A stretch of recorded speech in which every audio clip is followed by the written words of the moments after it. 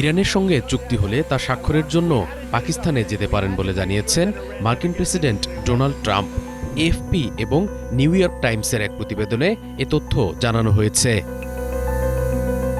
প্রতিবেদনে বলা হয়, গতকাল হোয়াইট হাউসে সাংবাদিকদের সঙ্গে আলাপকালে ট্রাম্প বলেছেন, তেহরান তাদের কাছে থাকা সমৃদ্ধ ইউরেনিয়ামের মজুদ হস্তান্তর করতে সম্মত হয়েছে।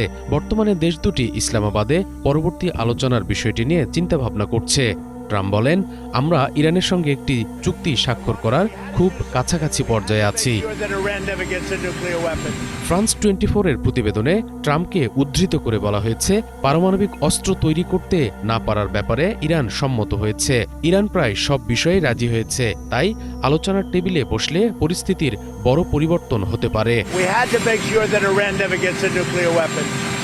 And we're at that. They've agreed to that. They've totally agreed to that. They've agreed to almost everything. So maybe if they can get to the table, there's a difference. They agree. They got to get to the table with a pen. We'll have that over with. And then we can focus on our great economy. And also, you know, I inherited the highest prices.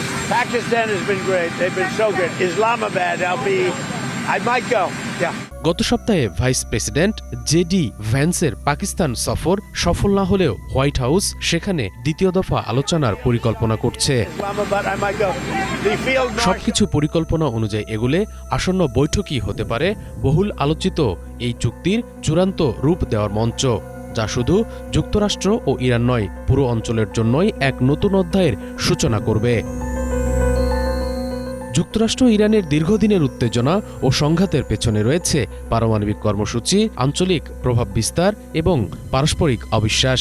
একাধিকবার সামরিক উত্তেজনা, নিষেধাজ্ঞা এবং কূটনৈতিক চাপের মধ্য দিয়ে পরিস্থিতি জটিল আকার নিয়েছিল। তবে সাম্প্রতিক আলোচনায় উভয় পক্ষই কিছুটা নমনীয়তা দেখানোয় সংকট নিরসনের সম্ভাবনা তৈরি হয়েছে। এই সংঘাতের সারাংশ হল, যুদ্ধের দ্বারপ্রান্তে পৌঁছেও শেষ পর্যন্ত কূটনীতি আবারও প্রধান ভরসা হয়ে উঠেছে। যদি প্রস্তাবিত চুক্তি বাস্তবায়িত হয়, তাহলে শুধু দুই দেশের সম্পর্কেই পরিবর্তন আনবে না, বরং মধ্যপ্রাচ্যের নিরাপত্তা ও স্থিতিশীলতার জন্য গুরুত্বপূর্ণ ভূমিকা রাখবে। শুভ ইসলাম, বাংলা ভিশন।